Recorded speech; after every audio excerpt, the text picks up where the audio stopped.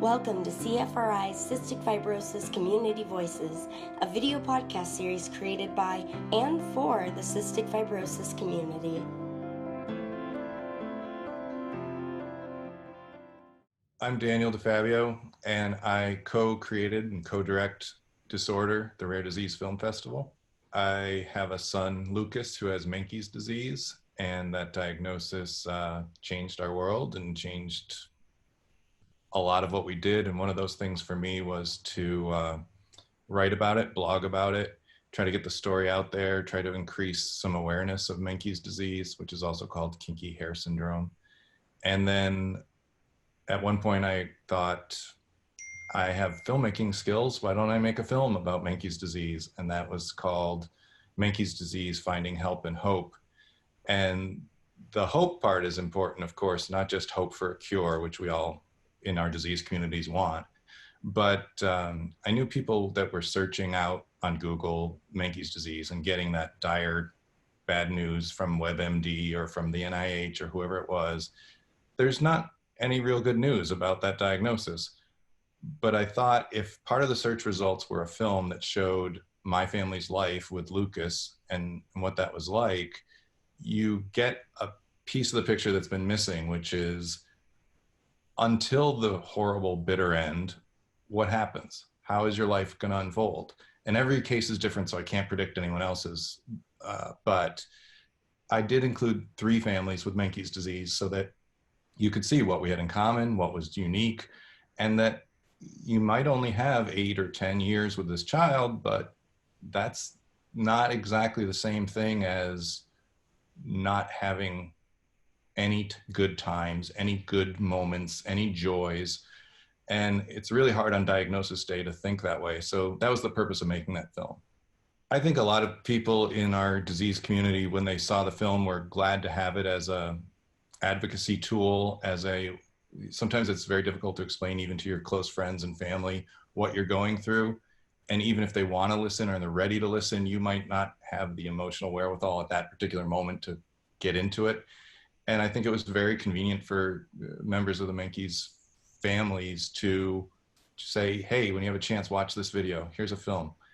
And, then of course, everybody who makes an advocacy film wants it to go viral or, be seen as much as possible. So the awareness increases and maybe the opportunities for research and cures and treatments increase.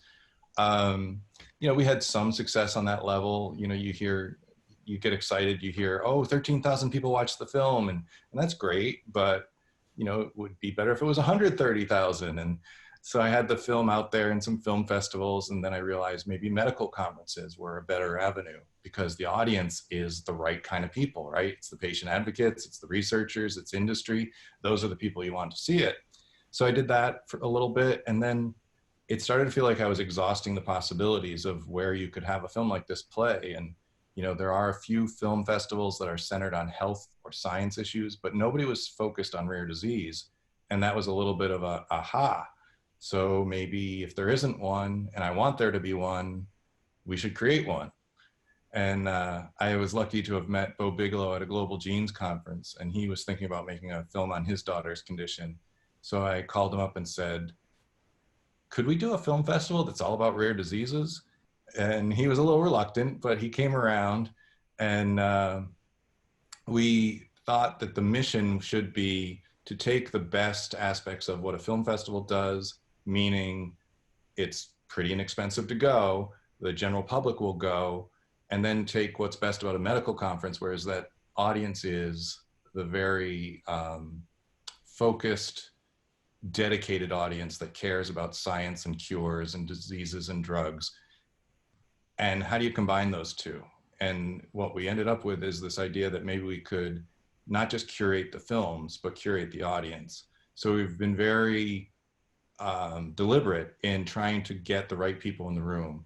So definitely the patients and the advocates who know the lived experience. They are, in a way, they already know the message, but they have to be a part of the conversation. It's their stories up on the screen. And then the other parts of the audience are clinicians and people that will make a diagnosis, or a geneticist or a OBGYN. And if we can get them there, and if we can get the industry folks that would actually take the initiative to add a new orphan disease to their pipeline, or translate what they're already working on in one area and say, oh, it never occurred to us that it could also work on this. Let's see if we can translate the use of this drug or this research we're already doing. So that's kind of how Bo and I came up with starting a rare disease film festival. Lucas is doing very well. He has Menkes disease, but the outcomes vary pretty widely there. So the prognosis is 3 to 10 years, and he's now 10 and a half. So by definition, he's beating the odds. But that sort of weighs on you a bit. Are we getting closer to the degenerative end of the curve here? Is it now that things start to get worse? And it's really hard to predict. Even within the community, I might know of about 100 patients, but none of them are going to be predictive for my son exactly. So the mutations are all kind of unique, even within the same gene, which is the ATP7A gene, and it's a copper transport disorder. But so far, he's a happy, smiley kid, which is great. That's what keeps us going. He's also a kid who can't walk, can't talk, can't sit upright, can't eat food. So there's plenty of challenges for him, but despite those, he laughs and smiles at us all the time, and probably more than anyone I know in typical health. So we enjoy him. He seems to enjoy us. It's been a great experience. It's not the kind of thing you wish on anybody, but I think it's important to, share the good and the bad, and especially for people just getting a diagnosis, to be reminded that you're going to have some good times. It's not all the dire, data sheet from the doctor. I have a funny relationship with the word hope. It's what Emily Dickinson said, it's a thing with feathers, but things with feathers also have talons. And for me, it feels a lot more like the talons than the feathers. You can get your hopes up, and so many developments come down the pike, and you think, oh, the cure's around the corner. And then the corner is far more distant than you thought. Or, there's a lot of false starts in research, and it's all understandable. But when we got our diagnosis, the lead researcher at the NIH told me, oh, the cure is about 5 years off. And I thought, okay, the life expectancy is 3 to 10 years. My kid has 5 years to get this cure. And I'm doing all this math, but then every time I check back in, how's that cure? It's still 5 years off. And 5 years later, it's 5 years off. And so hope becomes a different thing as you move through the journey. I think certainly those advocates who have lost their child, they know they have to pivot. Certainly they're no longer in it for their selfish interests of their child. That's too late. And even though my son is alive, my own efforts have sort of shifted in that way, that I don't want a cure for him. It may be too late. It may not be useful. I want the cure for the next generation of Menkes kids. So there is not another generation of Menkes kids. And I know Bo Bigelow is going through that too with his daughter. Certainly he wants cures and treatments for her, but the outlook is starting to turn a bit, where they're thinking, aren't our efforts more for the next generation? So hope is it's a big tease. You can't live without it, but it can bat you around and really do a number on you too. So yeah, I think I wrote an essay about it somewhere, where hope is a 4-letter word. I could send it. It's something that certainly has played with my emotions. So the film festival proper has only occurred once before, in 2017 in Boston. I'd say proper because there have also been some selected screenings, which are shorter little mini screenings of. In 2018 in Boston, we came back and we did selections from the previous year. And then just this past September, we did selections, but they were preview selections of what's going to be happening in San Francisco in November, just a few weeks now, November 9th and 10th in San Francisco. So that one was sort of a sneak peek look at some of the films, that you'll be seeing 54 films if you go to San Francisco and if you try to see everything. When we did the first festival in October 2017 in Boston, each step along the way, I think Bo and I had our doubts. We thought, are we doing something that no one will come to? Or, are there even enough films to build this festival? And sure enough, as we solicited films to come in, they came in greater numbers than we expected. And we had the chance to double the event. Initially, we thought it'd be a one-day event, and it became a two-day event. And the response at each point was greater than we ever anticipated. And that was the audience and the sponsors. And the sponsors' generosity was one thing that let us create a two-day event instead of a one-day event. But not just them writing a check. They said, what else can we do? Can we give you a speaker? Can we give you an auditorium to use? They're really supportive. It really seemed like there's sort of this perfect storm of need in the patient community that we always want to get our voices heard. We just didn't know that so much of that was sort of happening a little bit below the surface in the form of video and film. And we created an opportunity to shine the light on those and get them out there in a bigger setting. And one of the great things we wondered, if you can watch a lot of these films online, and of course an advocacy film should be online, it's the easiest way to find it. If you can do that, then why come to our festival? Why sit in a theater? And it's such a different experience.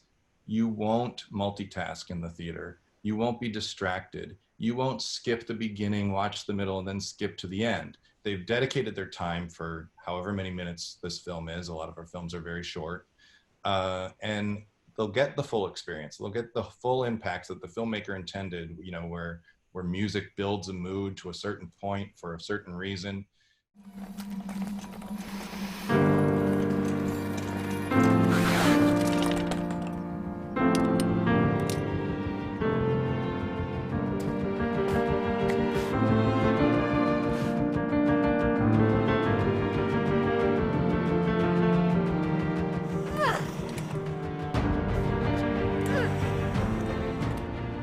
All these people are gathered together. You've just seen the same story. You have a shared experience. Now go talk about it.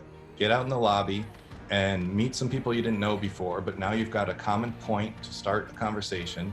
And maybe those conversations are, I didn't know about this disease that you're interested in, but I've got a researcher who does this gene or does this drug or this compound, and it sounds like it might be relevant.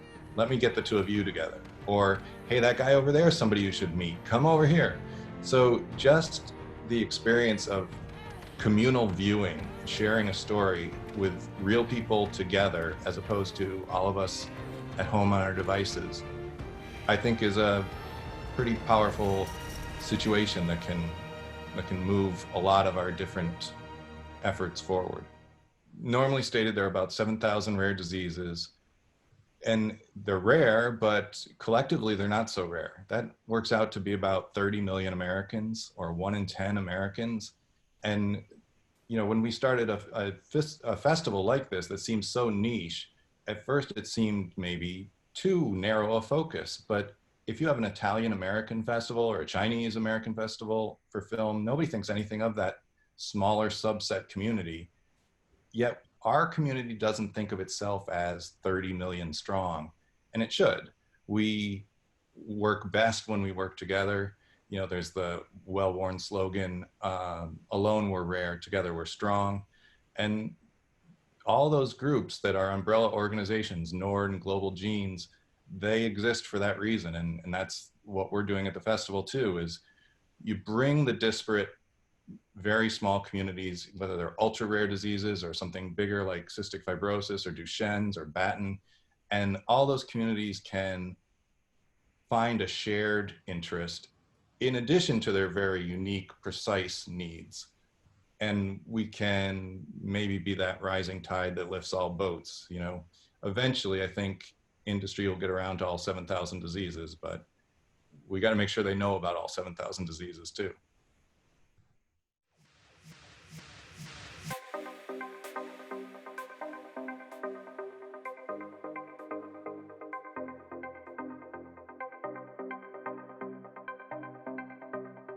Some people ask, why do you spend all of your time and resources on conditions that affect 1 in a million people? That one person in a million is an important person.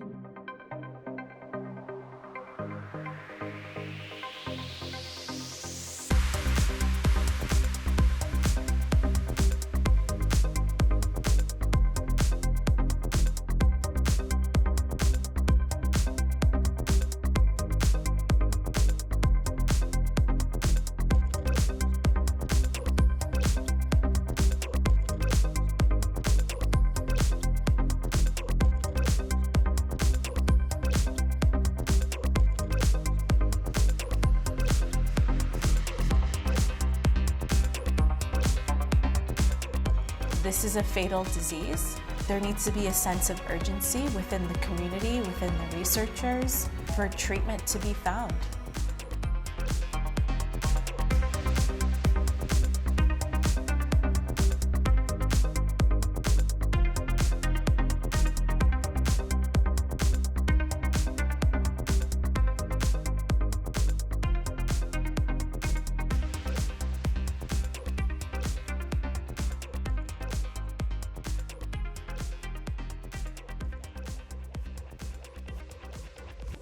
Our festival this year is in San Francisco on November 9th and 10th. It's out near where the brand new baseball field is, and basketball arena. So it's the Mission Bay area, Mission Bay Conference Center, which is part of UCSF.